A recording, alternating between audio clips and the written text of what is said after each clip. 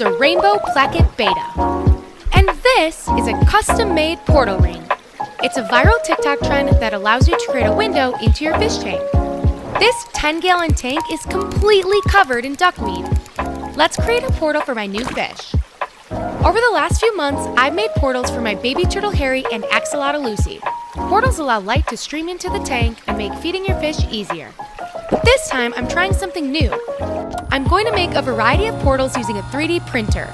They're made of PLA plastic, which is food safe and compatible with fish. But this video isn't about portals, it's about my new fish. Let's add him to the quarantine tank while we prepare to set up his new home.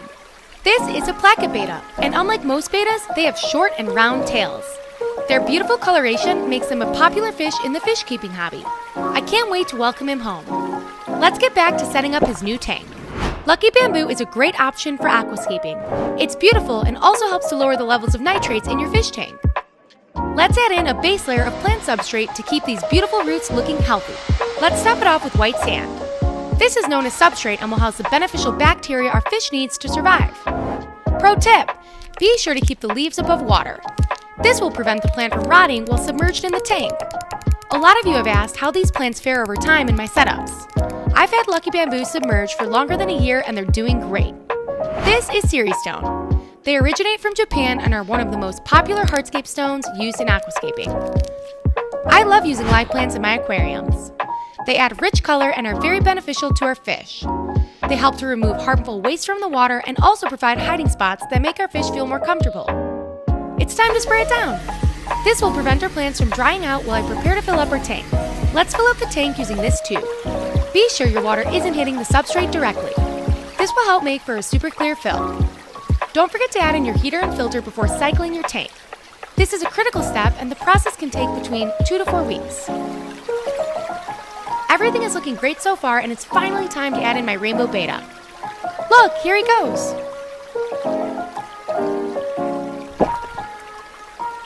It's time to add our duckweed into the tank. Let's learn a little bit more about this amazing plant. These floating plants will help keep the water clean, prevent the overgrowth of algae, and will generously feed our fish. Duckweed is one of the smallest flowering plants on Earth and can double their mass in as little as 16 hours under optimal conditions. This is the fastest of almost all of the higher plants. Portals are much easier to create than you'd expect. If you don't have a 3D printer, you can use CO2 tubing and a connector to create your own. By clearing a space with no duckweed, your fish is able to breathe and come up for a snack. Let's add a pellet into the tank. Beta should be fed a varied diet of pellets and small invertebrates like brine shrimp. I love the little window the portal creates into their world. This is Harry, my baby turtle, and this is a secret island fish tank. It has beautiful white sand in an island with a waterfall. I even added palm trees to give it a true island feel. Do you think Harry is going to like his island oasis? Make sure to keep watching. My baby turtle Harry is growing up so fast. The last tank I built him had his very own treehouse. He absolutely loved hiding in that thing. I even added a feeding portal to feed him his snacks. Let's get back to setting up his new home. Let's start by adding this white sand into our fish tank. This is our base layer, also known as substrate. It's a great host for beneficial bacteria and looks perfect for our island. This is Siri Stone, one of the most popular hardscape stones used in aquascaping. I love using these rocks since they have such a beautiful texture. Let's stack them up to create our island and secure using this silicone. Be sure to allow 24 hours to cure. It's time to add in our palm trees. These are made of food-safe plastic and are safe to use in our fish tank. Let's secure them to our island using this super glue gel. This is a common glue used in the fish keeping hobby. Let's add in some finishing touches. These small rocks are perfect for concealing our silicone. Harry loves having live plants in his aquarium. I like to stick to using Anubias nana and Java ferns since these are great low-maintenance plants. They should be placed amongst the hardscape and not planted directly into the substrate. It's time to spray it down. This will prevent our plants from drying out while I prepare to fill up our fish tank. It's critical for live plants to remain moist, which is why I like to do this periodically throughout my setups. Let's use this tube to fill up our fish tank. Be sure your water isn't hitting the sand directly. This will help make for a super clear fill. Don't forget to add in your heater and filter before cycling your fish tank. This is a critical step and the process can take anywhere between 2 to 4 weeks. It's It's always the hardest part of setting up a new tank, but it's so important. This will make sure your fish are safe and happy. I recently did a video on the cycling process. Be sure to check it out. Let's add in our waterfall. To do so, we will need a small pump and some tubing. After we place our pump, we can cut the tubing to size and secure it to our island using superglue gel. It may take some time to get your flow right, so be patient. I added in an additional rock to help stabilize my waterfall stream. Everything is looking great so far, and it's finally time to add in my baby turtle to his new tank. Look, here he goes. Since Harry is a reptile, he will also need a UVA/UVB lamp. This will provide him with essential vitamins like vitamin D3 to help him absorb calcium. Let's give Harry a snack. These are mealworms. They're a great treat and should be fed alongside a balanced diet. I feed Harry a mix of high nutritional pellets and these guys. He absolutely loves them. I could watch Harry swim around all day long. I think he loves his island oasis. Thanks for watching.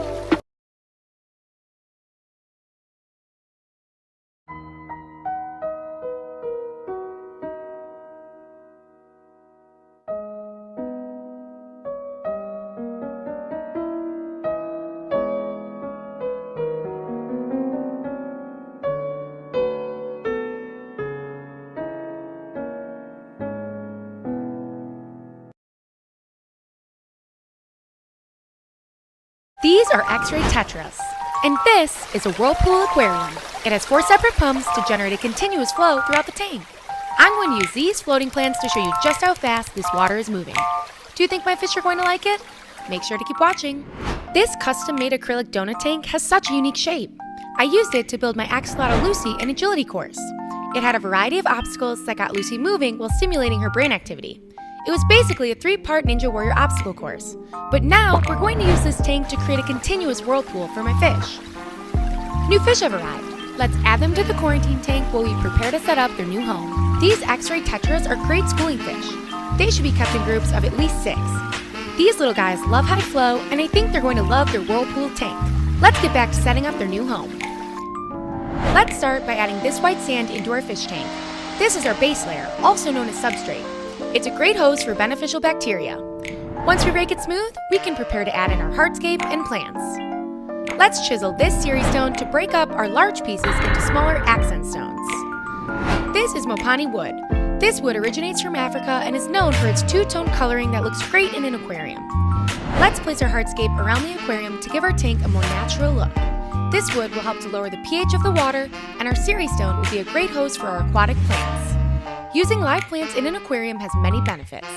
They provide coverage for your fish, help to remove harmful compounds from the water, and just make every tank look great. These are all easy to care for, low-light plants and will be great for beginners. It's time to spray it down. This will help to keep our aquatic plants moist while I prepare to fill up the tank. Let's use this tube to fill up our fish tank. Be sure the water isn't hitting the sand directly.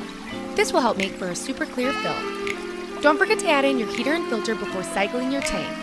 This process can take anywhere between 2 to 4 weeks and ensures your tank has the beneficial bacteria it needs to keep your fish safe and happy. I recently did a video on how to cycle a fish tank. Be sure to check it out to learn more about this critical step in fish keeping. This is duckweed. These floating plants will help to remove nitrates directly from the water column. They'll also look great in our Whirlpool tank. Let's add in our pumps and see our Whirlpool tank in action. These pumps are on a timer to replicate a river and also give our fish a break in between their swimming. In nature, X-ray tetras love high-flowing water and migrate throughout the year with seasonal floods. It's finally time to add in our X-ray tetras. Be sure to drip acclimate your fish. This is a safe and gentle way to introduce them into their new home. Look, they're swimming together throughout the tank. This Whirlpool-style tank will help to encourage their schooling behavior. Fun fact. Did you know that fish evolved to swim in schools to avoid predators and swim more efficiently? I love watching them swim around the tank. They're on their own aqua merry-go-round. Thanks for watching!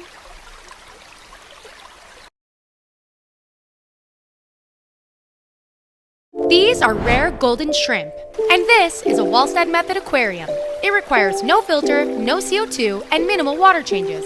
It's basically a mini living biosphere that requires almost no maintenance. Do you think these little shrimp are going to like it? Make sure to keep watching. The Walstad method uses actual soil for growing plants and filtering the water. Our top layer of substrate should be about 1 inch tall and cover the soil completely. This will help keep our tank clear of any debris. This is dragonstone. These rocks have been eroded by water and resemble dragon scales. The Walstad method was founded by Diana Walstad, a trained microbiologist and aquarist. It relies heavily on plants to clean and filter the water. It's time to fill it up. I always use a tube to fill up my tanks and make sure the water isn't hitting the sand directly. This airstone will help to oxygenate and circulate the water. Shrimp love the Walstad method since they prefer heavily planted ecosystems. Let's add in these floating plants. These will help to remove nitrates from the water. I could watch these shrimp scurry around all day. Thanks for watching.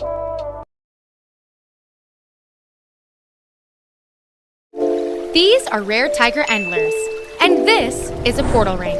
It's a viral TikTok trend that allows you to create a window into your fish tank. This 10-gallon tank is completely covered in duckweed.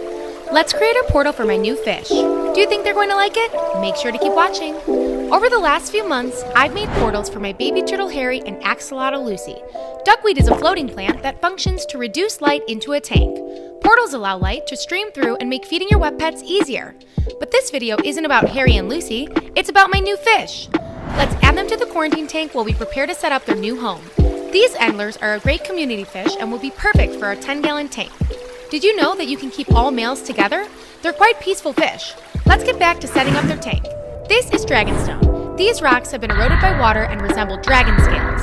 Let's break them into smaller pieces using this chisel so they fit nicely into our nano setup. It's time to add our substrate. This will help lower the pH of the water and is a great host for beneficial bacteria. Let's rake it smooth and prepare to add in our hardscape materials and plants. This piece of driftwood will serve as the focal point of this tank. It's where our eyes will go first when we're looking at our aquarium. Let's surround it by our dragonstone and add in a few varieties of Bucephalandra and Anubias nana. These are a great low-maintenance plant. They should be placed amongst the hardscape and not planted directly in the substrate. It's time to spray it down. This will prevent our plants from drying out while I prepare to fill up the tank.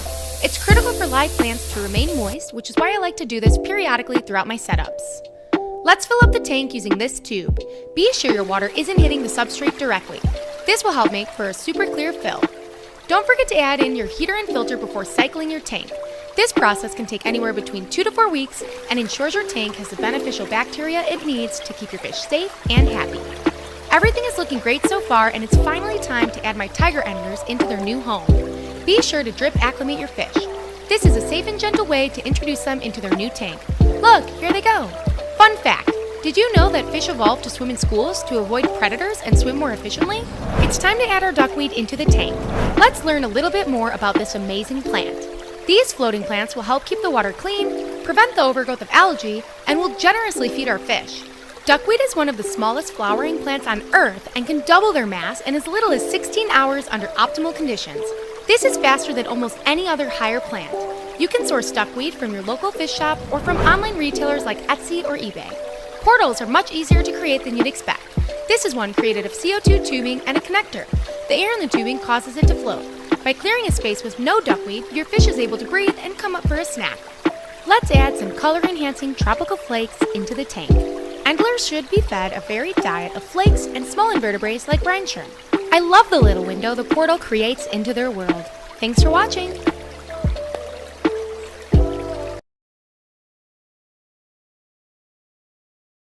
This is Lucy, my axolotl, and this is an axolotl agility course. It's my attempt to get Lucy moving while stimulating her brain activity. She will need to pass through what is basically a 3-part Ninja Warrior obstacle course. And at the end, she will be rewarded with her favorite snack, an earthworm. Why did I choose an earthworm? Over the course of her lifetime, I've fed Lucy a variety of snacks. She eats specially formulated pellets daily, bloodworms every few days, and earthworms on special occasions. Earthworms have quickly become her absolute favorite snack. This is a custom-made acrylic donut tank. As you can see, there's a hollow core in the center. This will allow us to watch Lucy as she makes her way through the course. The first challenge is to glide through this tunnel. The change in lighting should help to stimulate Lucy's brain and bring her one step closer to her snack. If you know Lucy, you know she loves a tunnel or cave. I can't see this one posing any issues for her. I used a fish-safe basket, silicone, and these slate rocks to piece it together. Let's add it to our tank and continue laying the course. Next up, we have this rope ladder. Now this may look easy, but this ladder is quite buoyant and will be a challenge to pass over. Axolotls have an amazing sense of touch, so these natural dowels will help Lucy on her ascent. Lucy's balance will definitely be put to the test. Finally, we have the Great Wall of the Lucky Bamboo. I've used this plant with Lucy before and she loves it.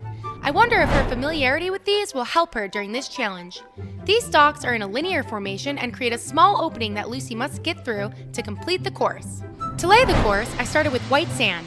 I love using white sand in my aquariums because it gives the tank a clean, crisp look.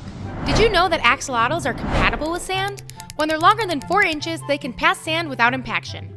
Let's fill up the tank and finish adding in our obstacles. These aquatic plants will give our agility course a more natural look while also helping to filter and remove nitrates from the water. They will also provide some coverage for Lucy in the tank. This large piece of Ceres stone will act as our starting point for Lucy. We will place her prize directly on the other side of this wall. Let's add our filter before cycling the tank. This process typically takes between 2 to 4 weeks and helps to establish beneficial bacteria. I was able to speed up this process by using some of Lucy's established filter media. It's finally time to add Lucy to the tank. She's been patiently waiting to take on the course. Look, here she goes. She's at the starting point and headed for the first obstacle. As I expected, this one wasn't too difficult for her. It's what's to come that will be the most challenging. To help motivate her for obstacle number 2, I placed one of her pellets at the peak of the bridge. She made her way up the bridge and completely missed the snag. She's on her way to the final obstacle. It took her no time at all to squeeze past the Great Wall of the Lucky Bamboo. In the end, I helped her out with her worm. She worked so hard today. Even though it took her 3 hours to complete the course, I'm so proud of her. Thanks for watching.